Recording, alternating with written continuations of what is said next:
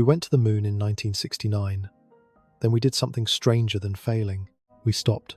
For more than half a century, no human being has stood there again. Not once. Not after all the revolutions in computing. Not after satellites transformed the planet. Not after reusable rockets began landing themselves. Not after telescopes started peering back toward the earliest galaxies in the universe. The moon is still there, still only a few days away, still circling above us with the same silent indifference it had in the summer of 1969. And yet the path that once carried human footsteps across its surface seems to have vanished. At first glance, that makes no sense. Human civilization today is vastly more capable than the civilization that built Apollo.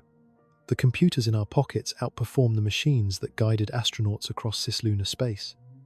Materials are stronger, software is smarter, manufacturing is more precise. Communication is instant. We can simulate environments, test systems digitally, and coordinate global engineering efforts with a speed the Apollo generation could barely imagine. If progress were a straight line, then going back to the moon should feel easier than it did the first time. But it does not. And that is why this question matters so much. Because the mystery is not simply why we have not gone back. The deeper mystery is why one of the greatest achievements in human history never became something ordinary. Why did a civilization powerful enough to touch another world fail to turn that moment into a lasting capability? Why did an act so extraordinary remain just that, an act, instead of becoming a road? If you enjoy long-form stories where science opens into something larger, you're in the right place. Most people reach for a familiar set of answers. We lost interest. Priorities changed. The politics shifted. The funding dried up. And there is some truth in all of that. But those explanations, while comforting, are too shallow to explain the full shape of what happened. They describe the surface of the story, not its internal machinery. They tell you why the lights went out. They do not tell you what kind of power plant had to be built to turn them on in the first place. Because the real story is not just about the moon. It is about the conditions under which civilizations do difficult things. It is about the difference between doing the impossible once and building a system that can keep doing it. It is about what human beings can achieve when urgency is extreme, resources are concentrated, and everyone agrees, at least for a brief moment, that one goal matters above all others. And it is also about what happens when those conditions disappear. To understand why no one has returned, we have to destroy one of the most persistent myths in modern history. The myth is simple. Apollo proved we solved the problem of going to the moon. That idea is so deeply embedded in public memory that most people never even notice they are assuming it. They hear that 12 human beings walked on the lunar surface between 1969 and 1972, and from that fact, they unconsciously build a larger conclusion. If we did it then, surely we cracked the code. Surely we proved lunar travel was possible in the same sense that powered flight became possible after the Wright brothers, or ocean crossing became routine after the age of sail matured into steam. Surely the moon became, from that point onward, a destination available to us whenever we chose to return. But that is not what Apollo proved. Apollo proved something narrower, rarer, and in some ways more unsettling. It proved that under a very specific set of historical conditions so extreme they may never align in quite the same way again, human beings could send very small crews on very short visits to the lunar surface and bring them home. That is still one of the most astonishing accomplishments in the history of our species. But it is not the same thing as proving that lunar travel had become routine, scalable, sustainable, affordable, or politically durable. That distinction changes everything. There is a vast difference between a heroic crossing and an enduring route. A mountain can be climbed once by an expedition willing to suffer extraordinary danger, cost, and hardship. That does not mean a safe road has been built through the mountains. A bridge can be thrown across a gap in wartime by people under desperate pressure. That does not mean a civilization has created a transportation network. In the same way, Apollo was not proof that the moon had become an accessible extension of human life. It was proof that, for a brief and exceptional historical moment, the impossible could be forced into reality. That is why the modern question is so misleading when it is phrased too casually. Why can't we go back? Suggests that the problem must lie in some missing technical secret, as if the recipe exists in a drawer somewhere and no one has bothered to pull it out. But the truth is harder than that and more revealing. The problem is not that we forgot a trick. The problem is that Apollo was never simply a trick. It was never just a machine, or a rocket, or a checklist of engineering steps. It was an entire civilization temporarily organized around a singular objective. And that kind of thing is much harder to repeat than people imagine.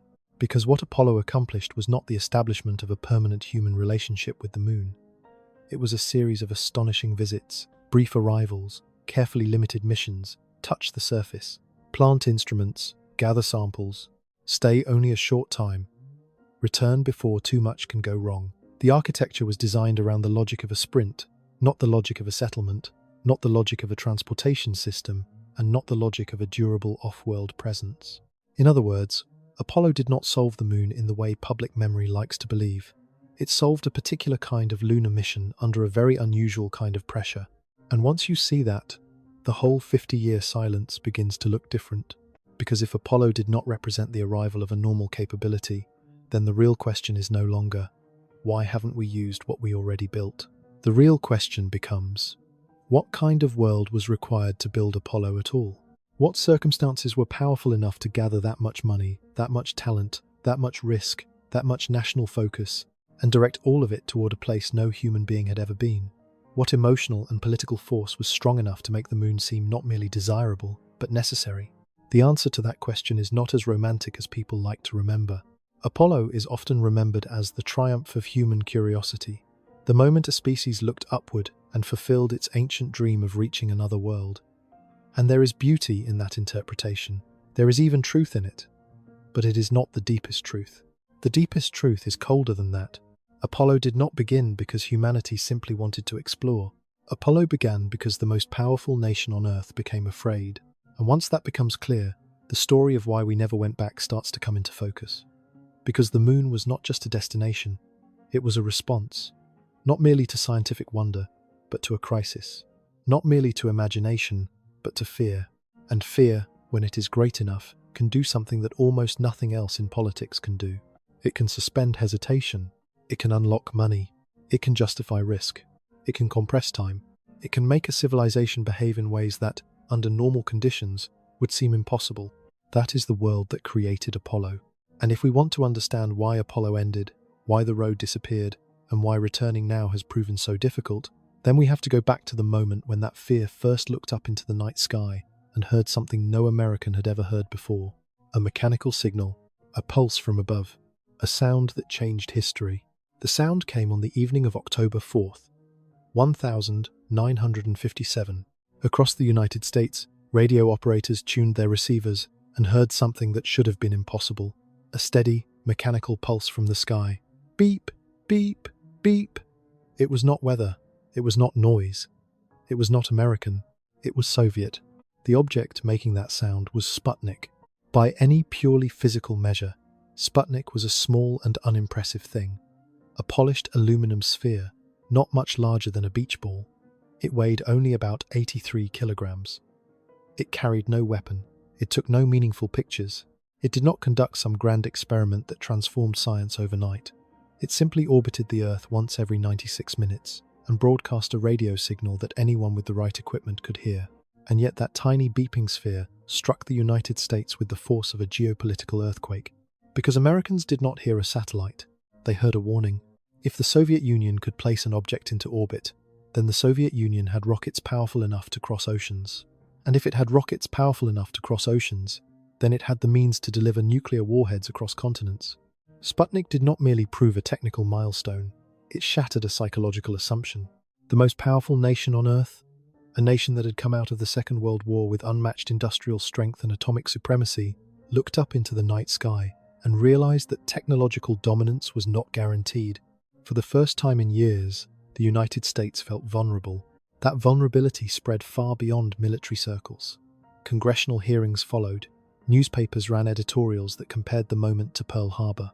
Parents wrote frightened letters, asking whether their children were safe under a sky that now seemed occupied by a rival power. To modern ears, that reaction can sound exaggerated, but in 1957 it was entirely rational. In a nuclear age, a beeping sphere over your head was not a curiosity. It was evidence that the geometry of global power had shifted. Then the shock deepened. On April 12th, 1961, Yuri Gagarin became the first human being to orbit the Earth. He flew above the planets before any American had done the same. The achievement was technical, political, and symbolic all at once. The Soviet Union had once again reached the next frontier first, and the world was watching. This mattered because the early 1960s were not merely a contest between two great powers. They were a contest over the future shape of history itself. Newly independent nations across Asia, Africa, and Latin America were emerging from colonial rule and deciding which model of modernity looked stronger, more competent, more inevitable. In that context, technological achievement became ideological theatre. Each Soviet success in space seemed to say something devastatingly simple: our system works. Our future is arriving first. That was the atmosphere in which John F. Kennedy stood before Congress on May 25, 1961, and committed the United States to landing a man on the moon and returning him safely to Earth before the end of the decade.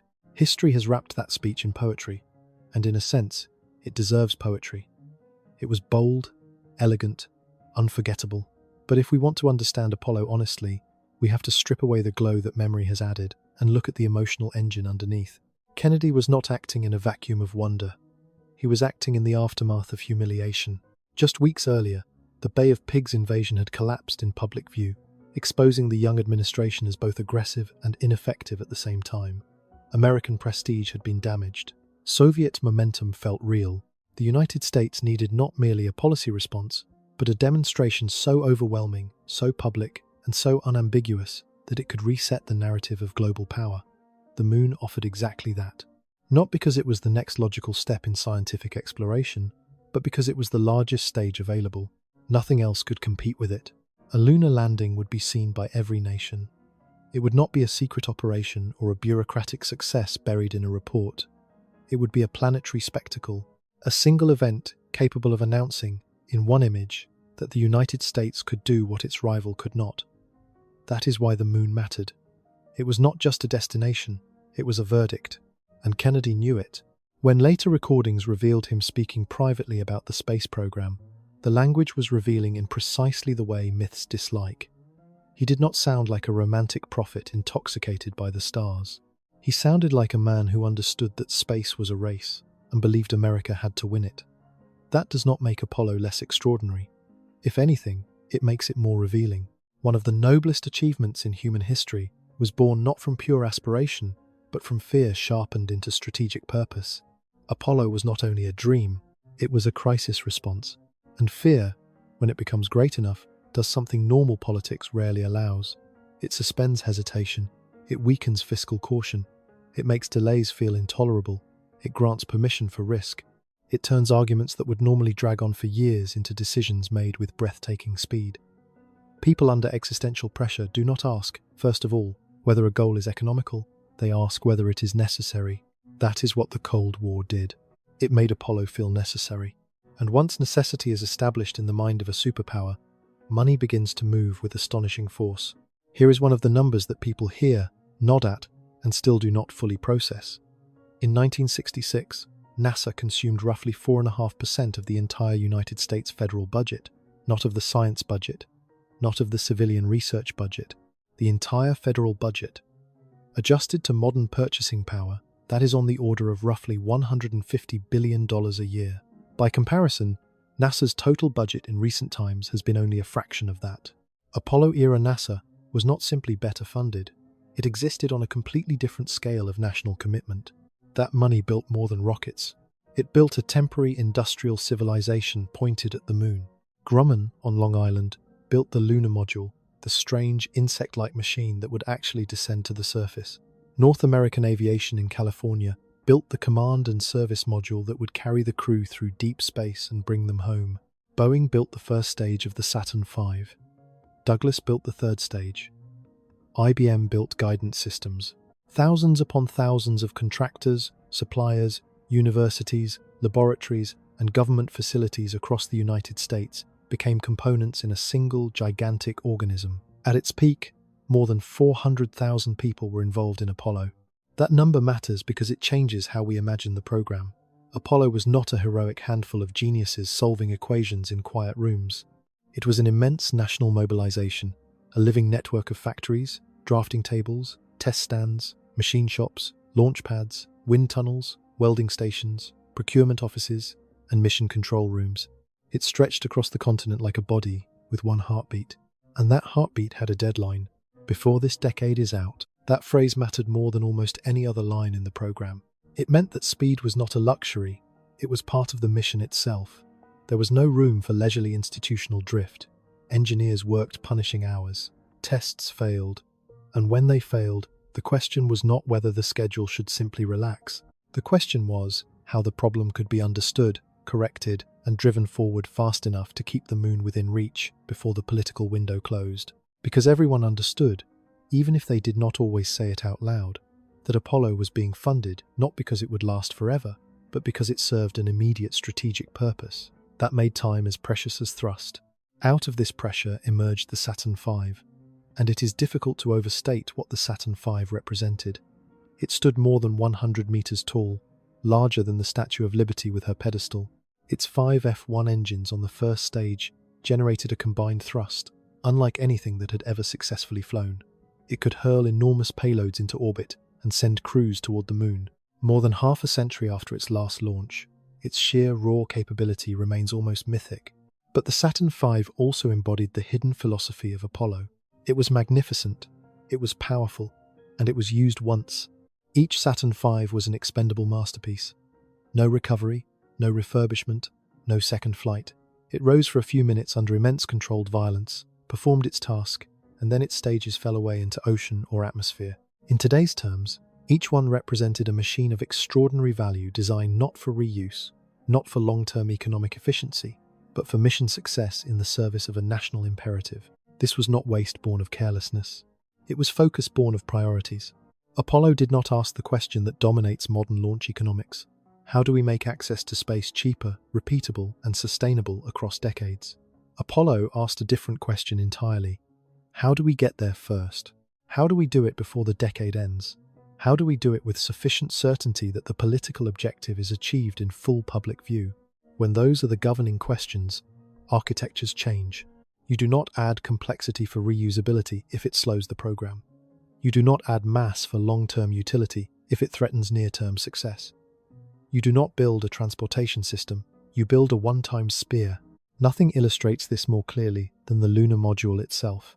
The machine that carried 2 astronauts down to the lunar surface was an astonishing piece of engineering, but it was engineered under ruthless constraints.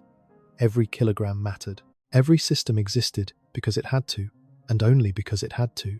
It was designed for a short stay, not for comfort, not for expansion, not for contingencies beyond a narrow band. It was, in a sense, the perfect vehicle for an age that wanted not permanence but proof. Apollo was brilliant engineering, but it was brilliant engineering applied to a very specific kind of mission. Brief visits, minimal margins, maximum urgency, no expectation that what was being built would become a durable civil infrastructure afterward. In that sense, Apollo resembled less a road than a bridge built under wartime pressure for a single decisive crossing. And when you understand that, another fact comes into focus. The program was not only expensive, it was perilous.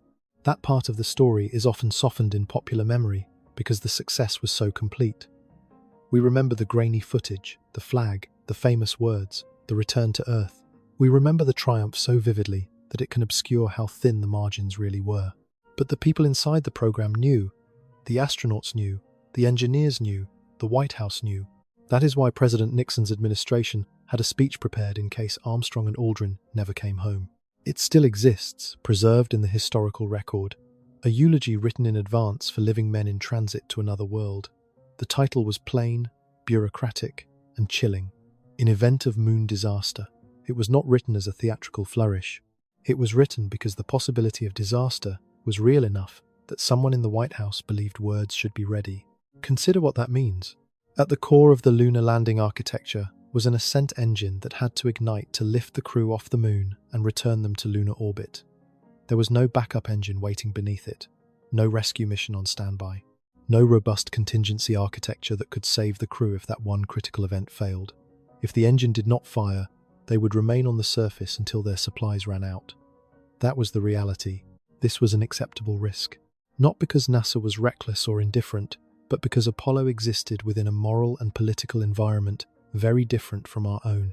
The astronauts came from a test pilot culture shaped by dangerous machines, and repeated exposure to mortality. Risk, to them, was not an abstract ethical scandal, it was a condition of the work.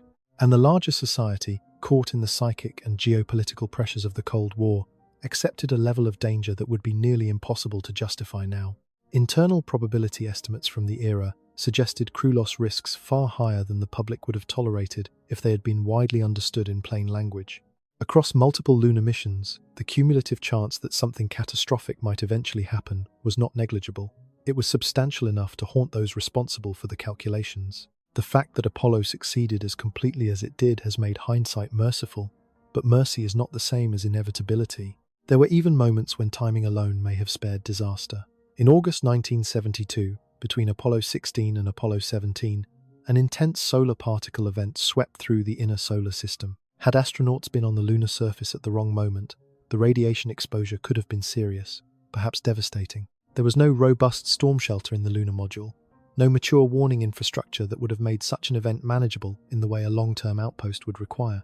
Apollo, in this sense too, depended partly on the luck that sometimes accompanies boldness and is later mistaken for control. Now compare that world to the one that followed. When the Space Shuttle Challenger broke apart in 1986, the result was national trauma, years of investigation, a long grounding, and a profound shift in public and institutional trust. When Columbia was lost in 2003, the response was similar. More investigations, more examination of culture, more years of interruption, and eventually the retirement of the program itself. These responses were appropriate. They reflected a mature society's insistence that exploration does not absolve institutions of accountability, but they also reveal something essential about the difference between Apollo's era and ours. A crew loss in the Apollo era would have been horrifying, but the larger logic of the Cold War may well have driven the program onward after a pause. A comparable loss in a modern deep space program would risk ending that program for a generation. That is not because we have become weak. It is because we have become different. The modern world demands more safety, more transparency, more institutional responsibility, and more justification for risk. Those are moral gains, but they also mean that the exact conditions under which Apollo operated, political urgency concentrated enough to overrule caution, social tolerance high enough to absorb danger, financial commitment large enough to ignore economy, no longer exist in the same form. And that means the true distance between 1969 and the present is not measured only in technology. It is measured in the disappearance of a historical window. Apollo required fear deep enough to mobilize a superpower, money vast enough to build a temporary industrial civilization, and a willingness to accept risks that today would likely be judged intolerable. Those conditions came together for a brief and extraordinary period. They made one of the greatest achievements in human history possible, but they did not last. And the moment the political objective was achieved, the very forces that had created Apollo began to recede. The fear was no longer as sharp, the urgency was no longer as absolute. The willingness to spend and gamble on that scale no longer felt necessary. The machine had not failed. It had won.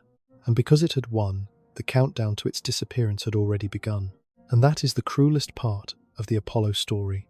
It did not end because it failed. It ended because it succeeded too completely. The popular imagination treats July 20th, 1969 as a beginning, and symbolically it was.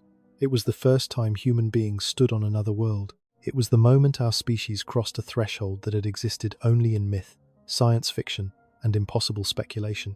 But institutionally, politically, and financially, that day was also something else. It was the moment Apollo began to lose the very reason it had been built. This is not cynicism, it is structure. Apollo had never been funded as a timeless expression of human curiosity. It had been funded as a strategic answer to a strategic problem. The Soviet Union had to be beaten on the largest stage available. American prestige had to be restored. A global audience had to see, in one unambiguous image, that the United States possessed the industrial strength, organizational discipline, engineering skill, and national resolve to accomplish what its rival could not. Once that image existed, once Armstrong's boot pressed into the regolith and the television cameras carried that fact into living rooms around the world, the core political mission had been fulfilled. The race was effectively over. The Soviet Union never landed cosmonauts on the moon. Its lunar program, already weakened by technical failures, internal fragmentation, and the death of Sergei Korolev, could not catch up. By the time Apollo 11 succeeded, the larger verdict had already been delivered. America had won the symbolic contest Kennedy had chosen in 1961.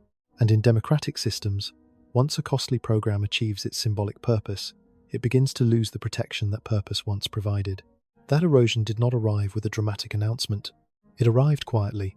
While the public celebrated Apollo 11 as a civilizational triumph, budget logic was already shifting beneath the surface. Not because Congress was blind to the magnitude of what had happened, but because magnitude alone is rarely enough to sustain spending once urgency fades. The question changes. It is no longer, can we afford not to do this? It becomes, why are we still paying for more of the same? That changing question is fatal.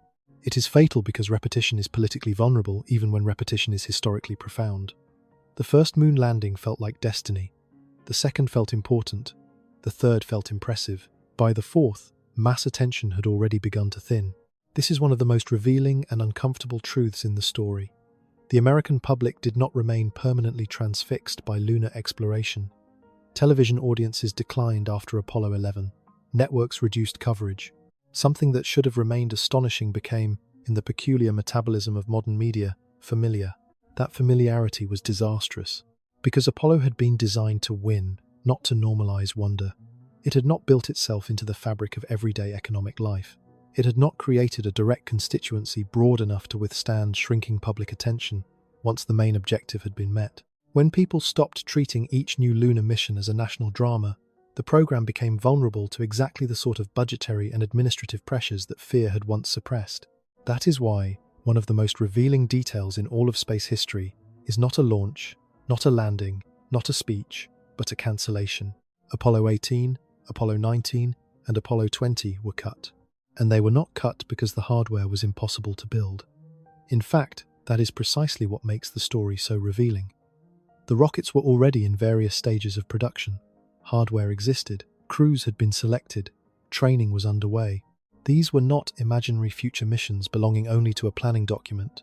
They were real extensions of a still-living program, and yet they were removed anyway, because the political need had been satisfied. That is the lesson hidden inside those cancellations. Capability is not commitment. Possessing the means to continue is not the same as possessing the will to continue. A civilization can hold the machinery for one more crossing in its hands, and still decide, almost casually, that the crossing is no longer worth the price. By the time Apollo 17 flew in December 1972, the end had already settled over the program like evening light over an empty field. The mission was extraordinary in every objective sense. Human beings once again traveled to another world. They conducted science. They drove across the lunar surface. They gathered samples that would reshape planetary understanding. And yet the event did not command public consciousness in the way Apollo 11 had. The greatest outward journey in the history of our species had, within just 3 years, become something close to background noise. That is how big programs really die. Not with a single blow, but with the withdrawal of necessity. Once the urgency was gone, NASA's budget began falling rapidly from its Apollo peak. The agency did not collapse, but the kind of money required to sustain a lunar architecture at Apollo scale vanished. The program that had once consumed more than 4% of the federal budget retreated toward a much smaller fraction of national spending. And just as important as the money itself was what the shrinking money signaled, the country had other priorities now. Vietnam, domestic politics, economic strain, social upheaval. The moon, magnificent as it remained, no longer ranked above everything else. Apollo had been built inside an atmosphere of concentration so intense that it distorted normal politics. Once that atmosphere dissipated, normal politics returned. And normal politics is not built to maintain machines like Apollo simply because they are grand. This is where many accounts stop. They tell the story as a story of budget cuts, public boredom, and changing priorities. Those things are true, but they still do not go deep enough. Because the greatest loss after Apollo was not merely that a few missions were cancelled. The greatest loss was structural. It was industrial. It was human. It was epistemic. What disappeared after Apollo was not just a schedule. It was a living capability. This is the point where the story becomes far more disturbing than most people realize, because the obvious assumption feels so reasonable. If we had the blueprints, if we had the designs, if we had film, reports, photographs, engineering documents, procedures, and decades of archived material, then surely we could simply restart the system if we chose to. Surely the knowledge remained somewhere, waiting to be reactivated. But that assumption is wrong in one of the most important ways a modern society can be wrong about its own power. Because complex engineering capability does not live only in documents. It lives in people. It lives in factories, in suppliers, in testing culture, in apprenticeship, in habits of judgment, in skilled hands that know when a machine is behaving badly before the data fully says so, in technicians who understand how a tool drifts over time, in machinists who can hear that a cut is slightly wrong, in welders who can read a puddle of molten metal the way musicians read timing, in integration teams that carry mental maps so detailed they know which small anomaly matters and which one can be tolerated. This kind of knowledge has a name. It is called tacit knowledge. And tacit knowledge is among the most fragile forms of human power ever created. Philosopher Michael Polanyi described it with a line that has become famous because it is true in 1,000 domains at once. We know more than we can tell. In engineering, that is not poetry. It is operational reality. A drawing may specify dimensions. A manual may describe steps. A quality procedure may define tolerances. But there is always another layer, the layer of lived practice, that tells you what combinations of conditions actually work, what hidden failure modes matter, what small deviations are harmless, and what tiny irregularities are the first sign of catastrophe.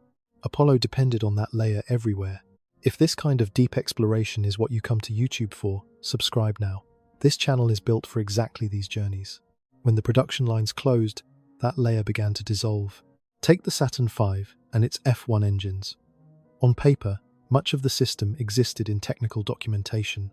Decades later, engineers could still study drawings and specifications, but drawings alone do not reproduce a manufacturing ecosystem. One famous example involves the injector systems in the F1 engines, highly complex assemblies whose exact operational behavior depended not only on geometry, but on subtle manufacturing realities refined through repeated testing, correction, and experience. It was not enough to know what a component was supposed to look like.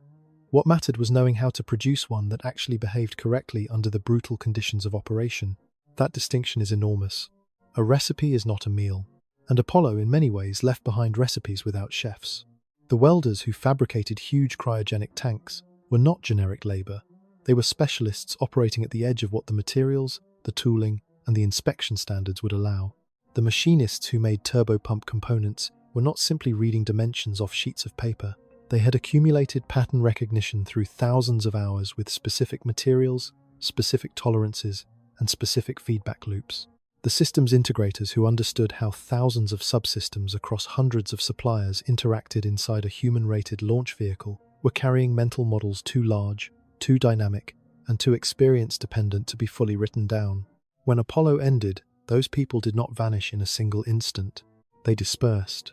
That is what made the loss so easy to underestimate. Factories changed purpose. Contracts expired. Facilities were repurposed. Some workers retired. Some moved to other industries. Some took their skill into aviation, defense, electronics, shipyards, petrochemical plants, consulting firms, universities, and the emerging computer sector. Each person carried away fragments of a living system. But once those fragments were scattered across the economy, the system they had once composed ceased to exist as a coherent whole. 3 Saturn V rockets survive today in museums. They are magnificent, they are breathtaking, and they are dead. That distinction matters because museum artifacts create an illusion of continuity. People walk beneath those engines and feel, not unreasonably, that the capability still exists in dormant form, waiting only for someone to flip the right switch. But a preserved rocket is not a preserved program. You cannot fuel an exhibit. You cannot relaunch a display piece. You cannot recover a manufacturing ecosystem from the existence of a finished artifact any more than you can recover a vanished civilization from a temple. What was lost was not a stack of metal. It was the body that knew how to make, test, launch, and sustain that metal as part of a complete system. Even the infrastructure that survived physically did not preserve the old capability intact. The misused facility remained, but its tooling, processes, and mission changed. Suppliers that once produced highly specialized parts in the required quantities moved on to other contracts or disappeared. Calibration equipment built for unique production tasks was discarded or repurposed. The standard shop practice embedded in communities of work, transparent to those inside them and invisible to outsiders, evaporated with time. This is one of the hardest truths for technologically confident societies to absorb. Knowledge decays when practice stops. Not all knowledge, not the laws of physics, not the chemistry of propellants, not the mathematics of orbital mechanics. Those survive in books, classrooms, and computer models. But the ability to enact those principles at scale, in hardware, under deadlines, at acceptable risk, with a coordinated workforce, that is something else. That is not abstract knowledge. That is civilization behaving competently in material form. And such competence atrophies much faster than people think when it is not exercised. So when later generations looked back at Apollo and imagined a dormant capability waiting patiently on the shelf, they were looking at the past through the wrong lens. Apollo had not left behind a road to the moon. A road remains in place after the builders leave. It can be maintained, widened, and travelled again. Apollo left behind something more like a wartime bridge, assembled under special conditions for one great crossing, and then dismantled once the crossing had served its purpose. That is why the post-Apollo world was not simply a world that chose not to return.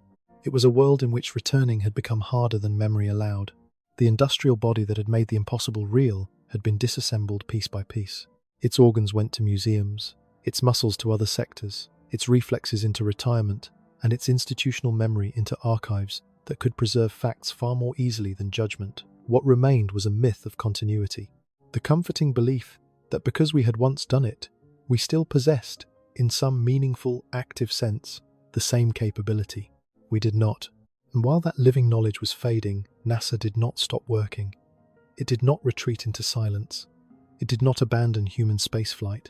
Instead, it turned its attention toward a different future, one that promised to make access to space cheaper, more regular, and more politically defensible. It was a future closer to home.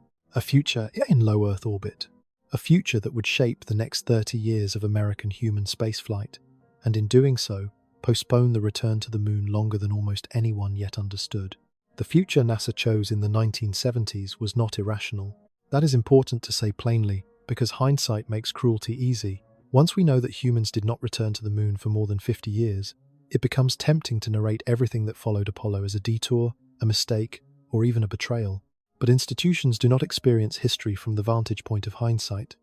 They experience it from inside pressure, from inside shrinking budgets, political demands, competing priorities, and the need to justify their own continued existence in a world that has already moved on from yesterday's miracle.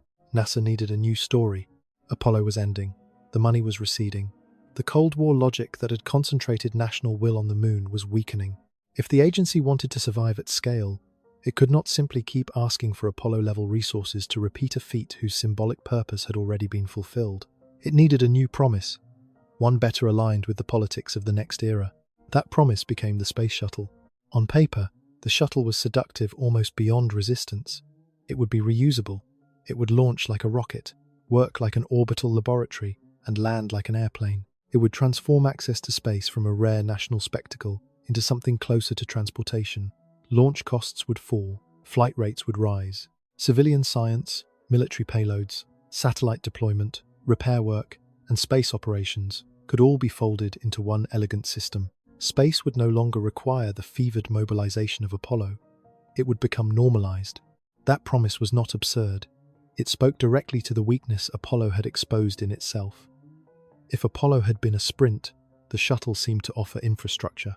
If Saturn V had been magnificent but expendable, the shuttle seemed to point toward an age of repetition. And repetition, politically, is much easier to defend when it begins to look economical.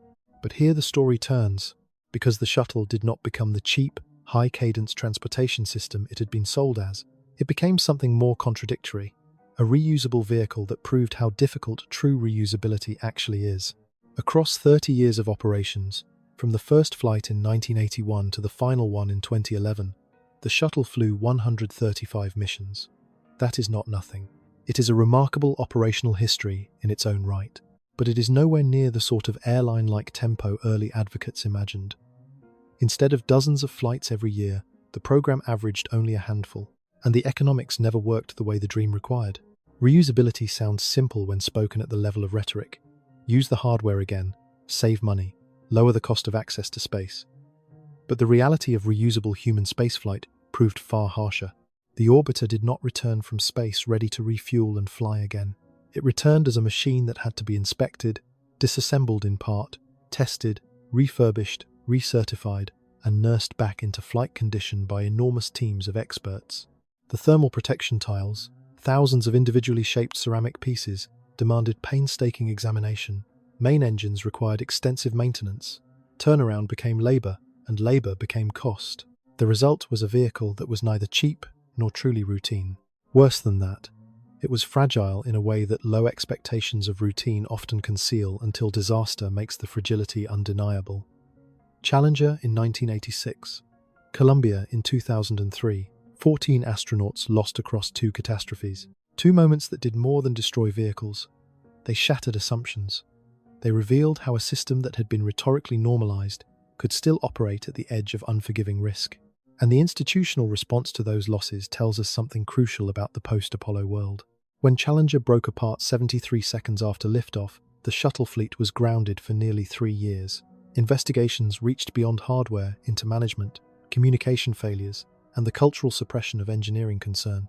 When Columbia disintegrated during re-entry, the response was again not a quick technical fix and a rapid return to form, but another long reckoning with institutional complacency, normalized deviance, and the hidden cost of pretending dangerous systems are routine.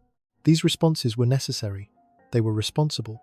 They reflected a society less willing than the Apollo era had been to absorb loss as the price of momentum. But they also reinforced a hard reality. Modern human spaceflight had entered a moral and political environment in which catastrophic failure imposed years of pause, layers of scrutiny, and in time, the end of programs. That environment made the old Apollo style of fast, risk-tolerant deep space development even harder to imagine. And yet the deeper limitation of the shuttle was not simply cost or danger, it was geometry. The shuttle's domain was low Earth orbit. Even at its highest useful altitudes, it remained in the narrow band of near space surrounding the planet. The Moon lies roughly 384,000 kilometers away. The shuttle was not a lunar vehicle delayed by politics. It was an orbital vehicle by design. It could deploy satellites, conduct research, repair telescopes, build out platforms, and sustain a remarkable range of operations near Earth. But it could not take humans back to the lunar surface any more than a harbour tug can cross an ocean just because both float on water. That distinction matters because the United States spent 3 decades making the shuttle the centerpiece of its human spaceflight identity. During those decades, no human-rated lunar lander entered operational service. No complete deep space transportation architecture came into being. Human spaceflight excellence did not disappear, but it bent inward, toward Earth, toward orbit, toward the maintenance of a near-space civilization rather than the renewal of an outward one. The International Space Station deepened this pattern. And again, fairness matters here. The ISS is not a failure. It is one of the greatest engineering and diplomatic achievements in modern history, a permanently inhabited laboratory circling Earth for decades. International cooperation sustained across enormous political tensions, a continuous human presence in space, vast scientific work in biology, physics, medicine, materials, fluid dynamics, and life support systems. The ISS deserves respect, and serious respect at that. But respect is not the same as confusion. The station did not bring humanity closer to the Moon in the way the public often imagines. It orbited only a few hundred kilometers above Earth. If our planet were the size of a basketball, the station would be circling at roughly the thickness of paint above the surface. That image is worth holding in the mind because it reveals how deceptive the word space can be. Yes, the ISS is in space, but in strategic terms, it still inhabits Earth's immediate neighborhood. It is not a halfway house to the Moon. It is not a deep space proving ground in the full sense lunar return requires. It is a laboratory in low Earth orbit, and that means something uncomfortable. Humanity spent decades becoming more competent in a region of space that is astonishingly close to home, while remaining absent from the nearest other world. We learned to live in orbit for longer periods. We learned how microgravity changes the body over months and years. We learned how international crews can operate together in a permanent off-world outpost. Those are not trivial accomplishments. In fact, some of them are essential for future exploration, but none of them, by themselves, constituted a restored lunar capability. The distinction is easy to blur because progress near Earth feels like progress toward everywhere else. But the technologies, logistics, mission profiles, risk structures, and hardware requirements of low Earth orbit are not identical to those of deep space transit and surface operations on another world. A civilization can become excellent at circling its home and still remain unprepared to leave it in the way Apollo once briefly did. By the late 20th century, that gap should have been obvious. Yet whenever political leaders announced new visions of lunar return, the same cycle repeated. Grand speeches, ambitious timelines, studies, plans, partial development, then drift, underfunding, restructuring, or cancellation. In 1989, on the 20th anniversary of Apollo 11, President George H.W. Bush called for a return to the Moon and eventually human missions to Mars. It sounded serious. The symbolism was impeccable. NASA responded with studies that outlined a technically credible path forward. The problem was the price. The projected cost landed with such force that Congress recoiled. The program did not die in a dramatic public execution. It simply lost oxygen. A vision without durable financial and political backing dissolved back into paper. In 2004, the cycle began again in more operational form. The vision for space exploration, and later constellation, aimed to retire the shuttle, complete the ISS, and return astronauts to the Moon. This effort got much farther. Contracts were awarded, vehicles were named, engineers committed years of their careers. Hardware development began, families moved, expertise accumulated, momentum seemed real. But here, the hidden structural problem revealed itself again. Human-rated deep space systems take a long time to build, not because engineers are slow, but because the work is genuinely difficult. Designing, testing, integrating, certifying, funding, and operationalizing vehicles that must function across launch, orbit, deep space transit, surface operations, and safe return takes years even under favorable conditions. Often it takes more than a decade, and that means such programs must survive not one political season, but many. That is where modern democracies become dangerous to their own long-range ambitions. A presidential administration thinks in election cycles. A lunar return architecture lives on engineering cycles. These are not the same units of time. One asks what can be defended, announced, rebranded, or redirected within 4 years. The other asks what can be built, tested, and trusted over 10 or 15. The mismatch is not merely inconvenient, it is destructive, because every new administration inherits a choice. Continue a predecessor's long-term program and accept the political inconvenience of finishing someone else's story, or redirect, rename, restructure, and claim a new vision of its own. That incentive does not guarantee cancellation every time, but it makes continuity fragile by default. The result is that programs can spend years accumulating hardware, teams, and partial progress, while remaining permanently exposed to a change in political weather. Constellation eventually hit exactly this wall. In 2009, the Augustine Commission concluded that the program, as funded, was not executable on the promised timeline. That phrasing matters. It was not that the physics had failed, it was not that the engineers had proven incompetent. It was that ambition and resources had separated.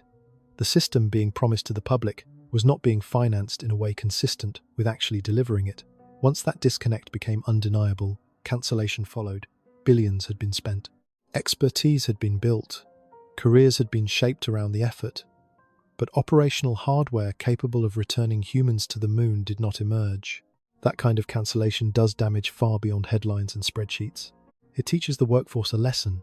Young engineers entering human spaceflight learn, not abstractly but professionally, that lunar programs can absorb years of labor and still vanish before flight. Mid-career engineers learn that loyalty to a long-term architecture may be rewarded not with launch, but with budget termination and reassignment. Institutions learn caution. Contractors learn to diversify. Ambition becomes more difficult to sustain because memory accumulates against it. Every failed attempt leaves behind not only wasted effort, but a thickening sediment of skepticism. That skepticism matters because confidence is itself an engineering resource. Not irrational optimism, but confidence that a program reaching beyond one administration has a serious chance of still existing when the hard work matures. Without that confidence, systems are still designed, studies are still written, teams still work, but something vital thins out. Investment of the spirit, the sense that the distant objective is real enough to organize a life around. This is why the real enemy of lunar return was never just the shuttle, or just the ISS, or just one president, or just one Congress, or just one budget fight.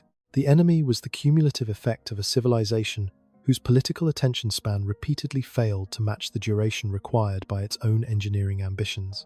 Apollo had solved that problem through crisis. Crisis compresses time. It makes 10-year goals feel immediate. But once the crisis ended, the default time structure of democratic politics returned. And inside that structure, a moon program had to justify itself again and again and again before it could become real. Very few visions survived that many rounds of rejustification. So the 50 years after Apollo were not 50 years of forgetting the moon. They were 50 years of orbiting around a harder truth. The truth that technical capacity alone is not enough. A society may possess scientists, engineers, factories, rockets, wealth, and plans. It may even possess public admiration for space exploration in the abstract. But unless it can align those things across time, unless it can hold them steady through administrations, disasters, recessions, changing media cycles, and shifting priorities, the moon remains out of reach, no matter how often leaders say otherwise. That is the structural problem the post-Apollo era exposed with painful clarity. And once you see it, the next question becomes unavoidable. If a single government, acting alone, kept proving too politically unstable to sustain a lunar return across decades, then what could possibly make the next attempt different? The first reason this time may be different is also the simplest to misunderstand. Returning to the moon today is not the same mission Apollo performed in the late 1960s. It is not even the same class of mission. The destination is familiar, yes. The photographs are familiar. The mythology is familiar. But the undertaking itself has changed in kind, not merely in degree. And, unless that difference is made absolutely clear, every discussion about why it is taking so long will keep sliding back into the same false comparison. Apollo was a visit. Artemis, if it succeeds in the form now imagined, is not a visit. It is the beginning of a presence. That distinction sounds semantic until you start following it through the machinery of the mission. Apollo's logic was brutally simple. Carry everything you need. Land for a short time. Stay only while conditions are favorable. Leave before the environment has enough time to turn into a full adversary. The surface operations were not designed for permanence, only for survival long enough to complete a narrowly defined set of tasks. The crews were small, the stays were brief. The architecture was optimized for speed, not endurance. In spirit, Apollo was a camping expedition of almost absurd courage and sophistication. Arrive, do what you came to do, go home. Artemis is trying to solve a different problem. It is trying to answer what it would take for the moon to become not an event, but a place. That shift sounds philosophical, but its consequences are mechanical. It changes every system requirement. It changes what counts as success. It changes how you think about power, shelter, logistics, mobility, radiation, surface operations, and time itself. Once the goal ceases to be a flag, a footprint, and a safe return, and becomes instead a durable foothold, the moon reveals itself not as a conquered destination, but as an environment that must be negotiated on its own terms. And the moon's terms are unforgiving. Begin with the simplest thing of all, day and night. On Earth, night is a pause. It is cold in some places, dark in all places, but it is familiar, survivable, and brief in civilizational terms. On the moon, night is a system-level problem. At most locations, the lunar day lasts about 14 Earth days, followed by roughly 14 Earth days of darkness. 2 weeks of continuous sun, 2 weeks of continuous night. During that darkness, temperatures collapse, power from solar panels disappears. Thermal stress builds across materials and systems. Apollo effectively avoided this entire problem by never trying to live through it. The missions landed during favorable windows, stayed only a short time, and departed before the full brutality of the lunar night mattered. A long-term presence cannot do that. A long-term presence has to survive the moon as it is, not the moon during a carefully selected moment of temporary hospitality. It must keep life support systems running when sunlight vanishes. It must preserve equipment, habitats, seals, batteries, cables, joints, and electronics across violent temperature swings. It must ensure that the end of daylight is not the end of the mission. The moment you say, presence, you are no longer speaking the language of Apollo. You are speaking the language of infrastructure. Then there is radiation. Apollo accepted radiation risk as part of the wider gamble of short-duration missions. That does not mean the risk was imaginary. It means the missions were brief enough that the gamble remained within the moral and operational logic of the era. A few days on the lunar surface expose crews to a meaningful but bounded danger. Stretch that timeline outward, make the mission longer, add repeated stays, add rotating crews. Suddenly the arithmetic changes. The moon has essentially no atmosphere and no global magnetic shield. It does not wrap itself around life the way Earth does. Galactic cosmic rays pass through the environment constantly, delivering low-level dose that accumulates over time. Solar particle events can arrive with far more concentrated violence, pushing dangerous exposure into hours or days rather than months. Apollo accepted this because Apollo was short. A sustained presence cannot. That means any real lunar outpost needs something Apollo never truly required: dedicated radiation shelter, storm protection, warning infrastructure, consumables designed for periods of forced confinement, and a habitat architecture that treats space weather not as an unlikely footnote, but as part of normal operational reality. Then comes the dust. Lunar regolith is among the least glamorous but most serious enemies in the entire problem. It is not earth sand. It has not been rounded by water or softened by weather. It is abrasive, angular, electrostatically clingy, and mechanically intrusive. Apollo astronauts discovered quickly that the moon is not only vast and silent, but filthy in a highly technical sense. Dust clung to suits. It scratched surfaces. It entered the cabin. It irritated eyes and throats. It infiltrated systems. For missions measured in hours and days, this was a harsh nuisance. For operations measured in weeks, months, and repeated rotations, it becomes a design tyrant. A permanent or semi-permanent lunar presence cannot treat dust as inconvenience. It must solve it operationally.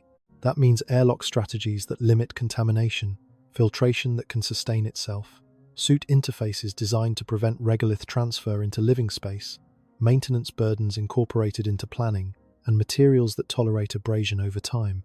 The same moon that looked poetic in Apollo photography reveals itself, under the logic of persistence, as a world that attacks the seams of human machinery. And perhaps most revealing of all is power. Power is where romantic talk about returning to the moon collides with the brute practicality of staying there. If your outpost depends entirely on sunlight, then the 14-day lunar night becomes not just unpleasant, but existential. Battery storage at the scale required to ride through such darkness pushes against mass, cost, and performance constraints very quickly. That is one reason the lunar South Pole matters so much. Not because it is merely interesting, but because it is strategically favorable in ways equatorial Apollo sites were not. Certain elevated ridges and crater rims near the poles receive sunlight for much larger fractions of the lunar year. Nearby, permanently shadowed craters may hold water ice preserved over geological time. That combination is extraordinary. Sunlight for power, shadow for ice, ice for water, water for life support, water split into hydrogen and oxygen for propellant. Suddenly the moon stops being only a destination and starts to look like infrastructure for the rest of the solar system. Not because the engineering is easy, but because the reward is transformative. A lunar surface that can eventually support resource extraction and propellant production would change the economics of everything beyond it. This is why Artemis cannot be understood as Apollo repeated. Apollo asked, "Can we touch the moon?" Artemis asks, "Can we build the first crude layer of a civilization there?" Those are different questions. The first can be answered by heroism under pressure. The second demands a more patient and less cinematic competence. It requires not simply arrival, but operations. Not simply landing, but endurance. Not simply glory, but maintenance. And that brings us to the machine now sitting at the center of this new effort. If the lunar module of Apollo looked like a desperate miracle of minimalism, the proposed architecture surrounding SpaceX's Starship human landing system looks like something from a different category of imagination altogether. The scale difference alone feels almost surreal. Apollo's lunar module was compact, fragile, optimized to the gram, almost insect-like in its economy. Starship, by contrast, is immense, tall enough to overwhelm the very comparison, capable, in principle, of bringing far more mass, far more equipment, far more surface capability to the moon than Apollo ever could. That scale matters because sustained presence depends on mass. Habitats, tools, rovers, power systems, spare parts, life support margins, science packages, shielding materials, and logistics all consume mass. A serious lunar program cannot survive forever on Apollo's backpacking model. It needs cargo. It needs volume. It needs the ability to stop treating every extra kilogram as a near-fatal indulgence. In that sense, Starship answers a real need, but it answers that need by introducing another challenge of historic scale. The vehicle is so large, and its mission profile so ambitious, that it depends on orbital refueling, not as a side improvement, not as a nice-to-have, as a core architectural assumption. Multiple tanker launches must rendezvous in Earth orbit, transfer cryogenic propellant, and fill the lunar-bound vehicle before departure. This is not a detail, it is the hinge. And while the physics are understood and the engineering pathways are credible, no human lunar mission in history has ever depended on orbital refueling at this scale as an operational necessity.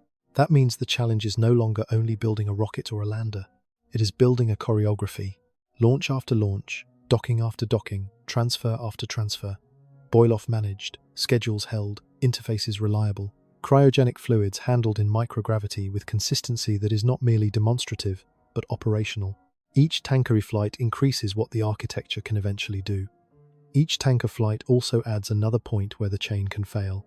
This is not a reason to dismiss the concept, but it is a reason to be honest about what kind of threshold Artemis must cross to become real. The threshold is not a single launch. It is system-level reliability. And yet, for all that risk, Starship introduces something deep space programs have almost never enjoyed before: independence from a single government purpose.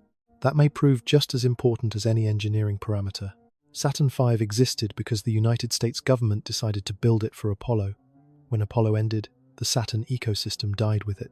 Constellation's major vehicles existed only as long as Constellation existed. But Starship is different. It is being pursued not only because NASA wants a lunar lander, but because SpaceX sees in it a general transportation system with applications extending far beyond Artemis. Commercial launch, satellite deployment, point-to-point vision, Mars ambition, private missions, internal strategic logic. That matters because it changes survivability. A future administration can weaken or slow a lunar program. It can shift NASA timelines. It can redirect priorities. But if the central transportation system is also being driven by commercial motives outside the exact boundaries of one agency's lunar plan, then the architecture becomes harder to kill completely. Not impossible to derail, not guaranteed to succeed, but harder to erase in the old way, where a single political decision caused an entire stack of hardware and knowledge to freeze into history. This broadening of the ecosystem is one of the strongest reasons optimism around Artemis is not entirely naive. Another is China. For the first time since the Soviet challenge faded, the United States again faces a serious external actor with both the competence and the stated intention to become a major power in cislunar space. China's robotic lunar program has not been symbolic theater alone. It has been technically consequential. Chang'e missions demonstrated increasing ambition and competence. Far-side landing, sample return. Step by step, China has been constructing not merely a public image, but a record of execution. Plans for human lunar missions and related infrastructure are no longer abstractions in Western policy circles. They are part of the strategic environment. This changes the political equation in a way that purely scientific justification often could not. The moon becomes easier to defend in budget terms when it is not framed only as exploration, but as strategic presence. That does not mean a new Cold War is automatically desirable. It does mean policymakers understand competition better than they understand wonder. Competition creates urgency. Urgency stabilizes funding. Funding stabilizes programs. The risk, of course, is obvious. A race can get you to the moon. It does not necessarily teach you how to stay there. If Artemis becomes only a 21st century replay of Apollo's prestige logic, then it may succeed in arrival and fail again in permanence. That is why the third major difference this time matters so much: international interdependence. The Artemis Accords are often discussed in abstract diplomatic terms, but their deeper significance is practical.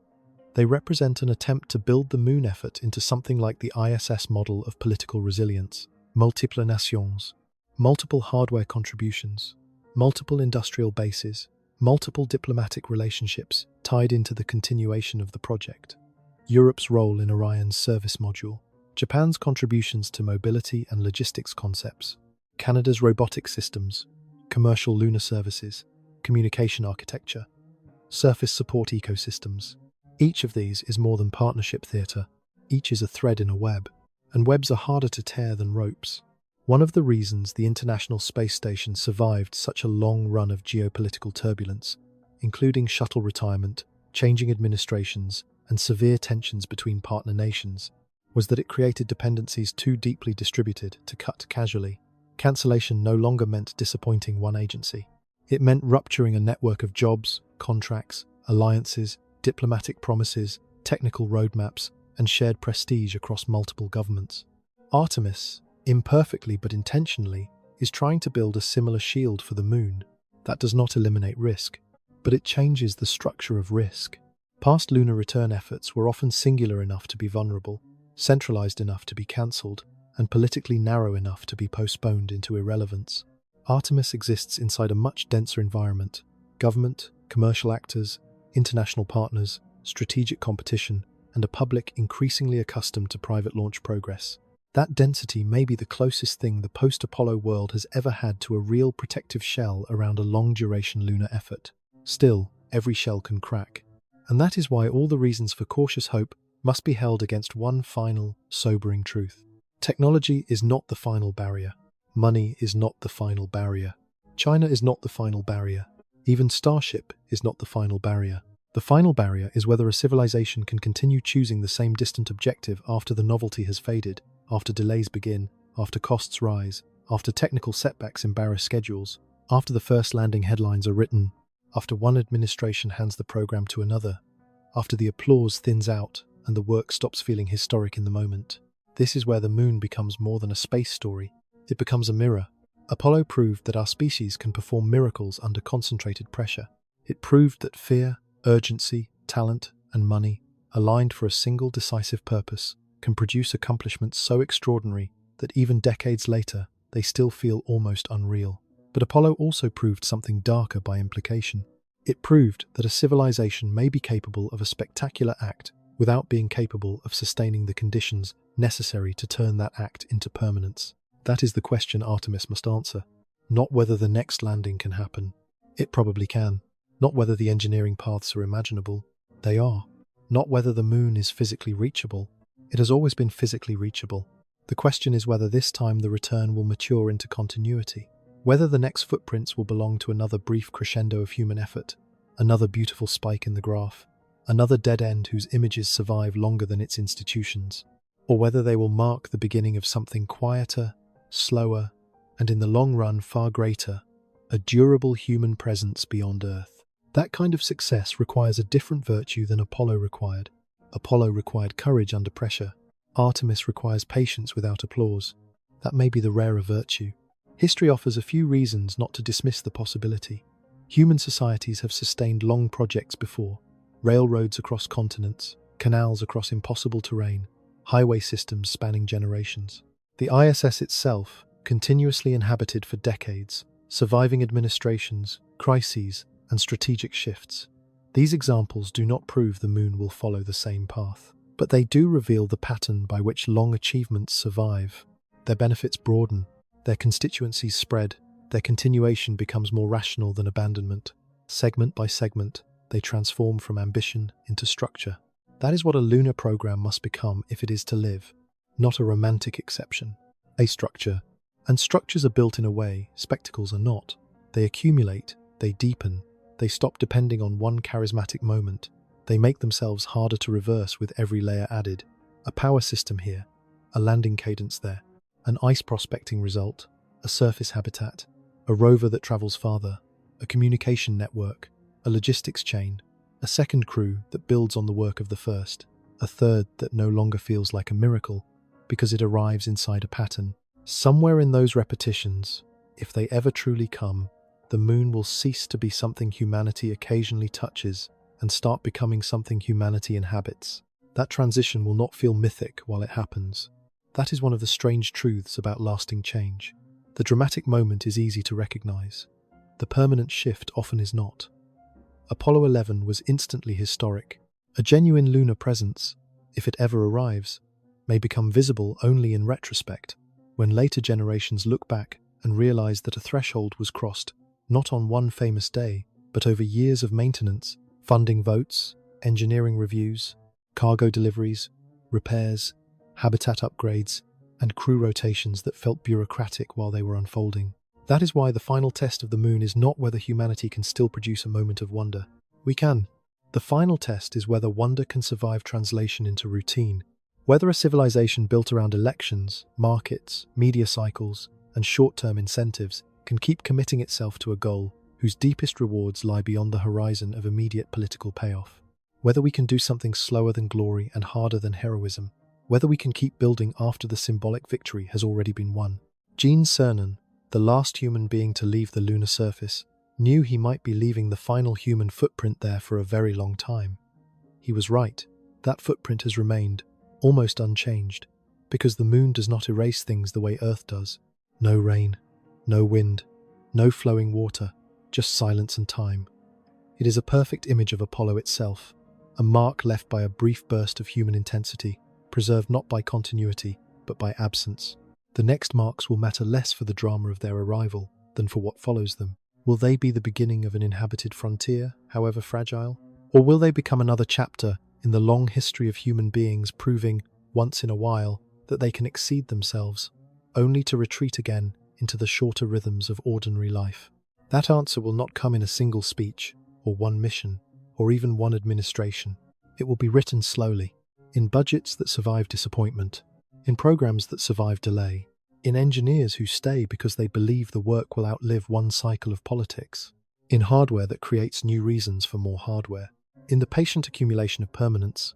If you want more essays like this, where wonder is only the beginning and the deeper question comes later, subscribe and stay with me. The moon is still only 3 days away. It always was. The harder distance was never measured only in kilometers. It was measured in institutional stamina, civilizational patience, and our willingness to finish what we begin after the emotional peak has passed. If humanity returns and stays, the achievement will not simply be that we reach the moon again.